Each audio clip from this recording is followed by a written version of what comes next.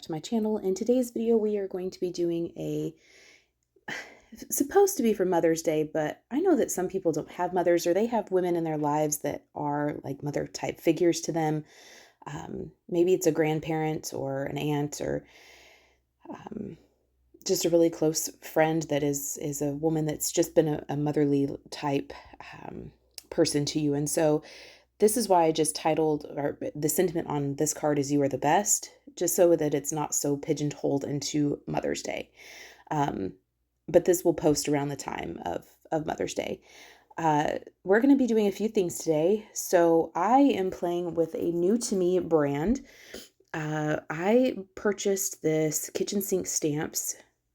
I purchased this stamp set a long time ago. It's been sitting in my stash to be used for a long time. And I think they're apple. I think I use that to make some teacher appreciation cards. These things are super, super easy to line up. They look ultra realistic. They are just beautiful. So we're going to be playing with that today. We're going to be playing with the multi-step iris from Kitchen Sink Stamp. And then here we are preparing to do some foiling. So I have some HAMMERMILL cardstock. I have some Spellbinders glimmer foil, and my glimmer machine is warming up. I am using the Spellbinders. This is called the Geometric Floral Background, and that is what I'm going to be doing my foiling with. And I am just going to go ahead and let this heat up. I heated up for an ultra long time, mainly because, well, to be quite frank, I forgot about it. So it heated up for an ultra long time. I did get a little bit of overfoiling, but I did another panel, and I ended up using the one that I did the overfoiling on just because I was able to cover it up with my florals. So anyway, this is the stamp set, and their stamp sets come with like a colored, I guess like indexed sheet. And I just used some Scotch tape and taped that to the stamp set so that I could keep things in a little more organized for myself. And I might actually go back and just like take some double-sided tape and literally like tape it on there, because I don't think that my Scotch tape is going to work out so well. So anyway, while that is heating up, I'm going to take some panels. This is A2 sized, so 4 1/4 by 5 1/2 HAMMERMILL cardstock that I've just cut down. And I'm going to use my mini MISTI to stamp out these images today. I do end up stamping out 4 images, 4 of the florals, so 2 of the large, 2 of the smaller. And then I end up doing 4 of the greenery. And I use everything that I stamped today, but some of it, I wanted to use all the florals on the front of the card. I was going to do a frame, but this card kind of, I had to kind of pivot a little bit because I just wasn't happy with how things were turning out. So what I had envisioned is not what I got. So anyway, I am eventually going to bring this MISTI down so that you can actually see a little better. Sorry about that. But I'm just laying these stamps down onto my MISTI, and then we're going to begin stamping. I'm going to be using some Altenew inks today. I have the Soft Lilac Lavender Fields Deep Iris, which is a Quinky ink, and then Midnight Violet. And then for my greens, I have Minty Mint, Sweet Leaf, Just Green, and Evergreen. And I'll be sure to list all of these down below. When I was looking for inspiration for this card, I found these irises that have like a purple outside, and then like the inside of the petals are like yellow. And I thought that was so beautiful. I was born and raised in Kansas, and my mascot for middle school and high school was the Bronc, and our colors were purple and gold. So really yellow and gold, or yellow and purple. And so this kind of brought me back to high school, and I just thought they were super pretty. So these florals have 4 layers to them. And I'm going to show you how we get this yellow center, kind of these yellow accents on here, because when these irises stamp out, they leave a white space, which is beautiful. And I was tempted to leave a couple of them white just so I could get a little bit more variation, but I really liked the white, or excuse me, the purple and the yellow. So my ink pads are a little dry. I do end up having to stamp everything out twice, at least, just so that I can get a little bit of a crisper image. So I do end up having to stamp things out at least twice just to accomplish that. Here you'll see that I have rotated my paper 180 degrees, or excuse me, 90 degrees, and I'm going to stamp these images out one more time. Again, double stamping so I can get a crisp image. And I end up doing this for all of the images that I'm stamping out today, whether it's the florals or the greenery itself. I do end up stamping everything twice, just rotating my paper 90 degrees and repeat stamping. That is one of the beauties of having a MISTY, is that you're able to accomplish that very easily and not have to, for lack of better words, fiddle. Sometimes layering stamps can be kind of difficult to layer things up correctly, but these have very distinct notches that made it very easy to figure out where things were supposed to line up. So I picked 2 or 3 notches that were very distinct for me, and I continued to line those up on every single layer. When you got to the 4th layer, it was a little more difficult to see where those notches were, but the rest of the image is there, and so it wasn't really difficult at all. To even get the 4th and final layer on. One of the things that I will say, and it may just be that I was getting kind of pressed for time, is that I feel like the flower is really realistic, but I don't feel like the leaves are. And I feel like the leaves are very undersized, especially for that larger floral. Maybe I just wasn't doing it right, maybe. I don't know. Maybe it's just my eyesight and my preferences, I guess. But to me, the leaves are not as realistic and as layered and detailed as the florals, and they seem undersized, especially, like I said, for that larger floral.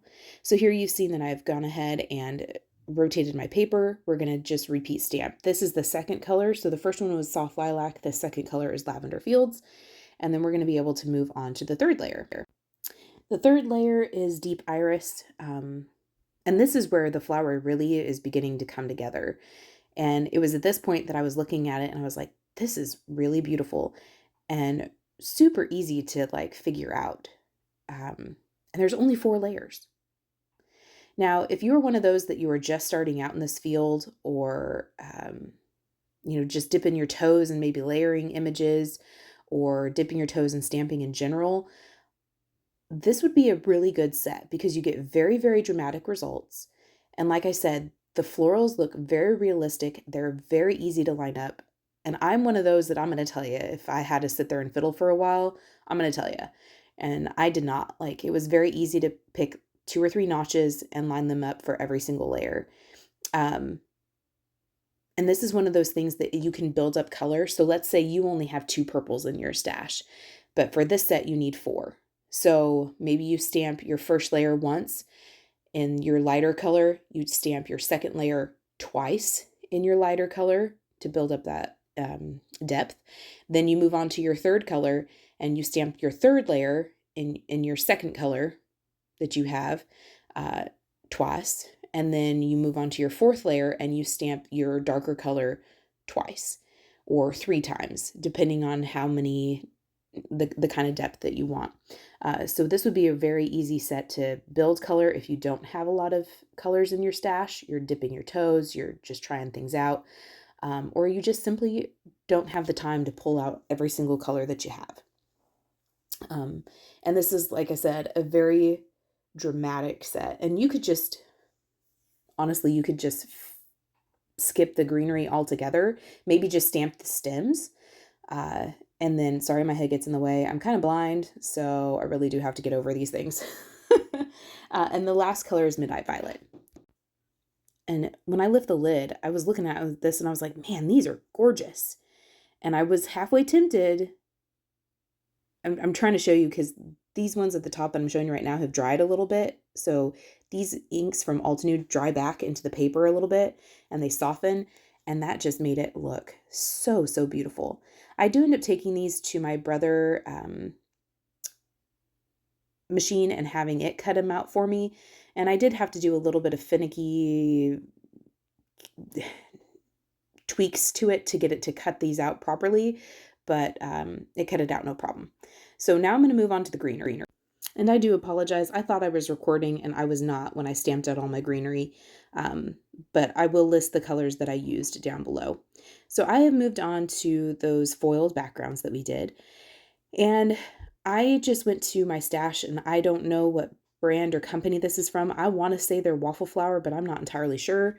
I just picked a die that was a little bit smaller than my card base, so then one size down. You could use your paper trimmer, but these backgrounds were kind of crooked, and so I decided to grab one of my little dies just so that I could line things up a little easier for me. My eyes sometimes play tricks on me, and so I think I'm cutting something straight or gonna get it straight, and it's not. So the die was just an easier way for me to get that done. I think that my magnetic mat is getting a little worn out in some spots, or just didn't have enough pressure in a few spots, because I was having a little bit of trouble getting some of these to cut out at the very ends, but I just took some scissors and trimmed that off, no problem. Ignore that frame up the top of your screen on the top left. I thought I was going to use that and didn't like it.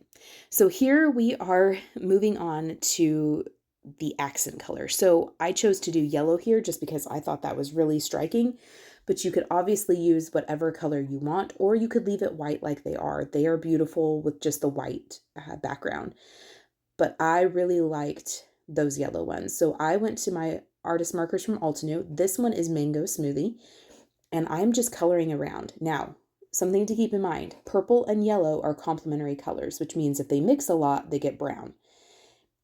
I obviously do not want brown. I want them to be yellow and purple. So I was very careful. I say very careful, I really wasn't. I was trying to be cautious because one, these mediums don't necessarily work well together. So a dye ink and alcohol markers, they will eventually like bleed. So I was careful not to scrub like the areas.